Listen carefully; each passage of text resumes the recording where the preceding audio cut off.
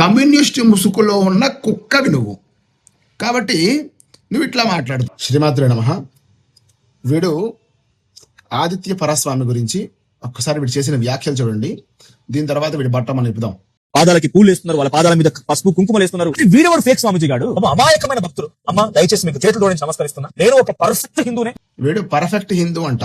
బొట్టు కూడా లేదు మొహానికి పుష్పానికి. మళ్ళీ వీడు పర్ఫెక్ట్ హిందూ. ఆదిత్య పరస్వామికి ఆస్తులు ఏమున్నాయో చూపించమని చెప్పండి ఒకసారి. ఆస్తులు లేవు ఆయనకి. ఆయన గుడి కూడా శిథిలావస్థలో ఉంటే ఏదో వాళ్ళలో వీళ్ళు సహాయం చేస్తే ఆయన గుడి కట్టుకున్నాడు. దాని మీద ఆయన ఏం సంపాదిస్తున్నాడు? ఆయన్ని సంపాదించి ఎవరికి ఇవ్వాలి? ఆయన యొక్క సన్యాసి. నిజంగానే జనాల్ని మోసం చేసి డబ్బులు సంపాదించేటువంటి నిజంగా ఫేక్ స్వామిల మీద వీళ్ళకి వీడియో చేయడానికి దమ్ము ఉండదు. ఉచ్చబడుతుంది కొడుకులకి మళ్ళీ వీడు ఎక్కడ పోతాడా అని. ఇలాగా ఏదో 4 భక్తులు ఆయన దగ్గరకు వచ్చి గురు పూజ మహోత్సవం చేసుకున్న సమయంలో వీడేదో వీడియోలు తీసి వాడు ఫేక్ స్వామి, వాడికి ఎందుకు మీరు కాళ్ళకి పసుపు వేస్తారు అని. మరి నిజంగా ఫేక్ స్వామిలు ఉన్నారు, వాళ్ళ కాళ్ళు నాకే కుక్కలు ఉన్నారు. మరి వాళ్ళనే మనం ఏంట్రా? అక్కడ కుంఫు పాండా ఉన్నాడు, వాడి దగ్గరికి వెళ్ళి వాడి తీర్థం ఎక్కడి నుంచి వస్తే అక్కడి నుంచి తీసుకుంటారు. మరి వాళ్ళనేమో ఎక్స్పోజ్ చేయవే.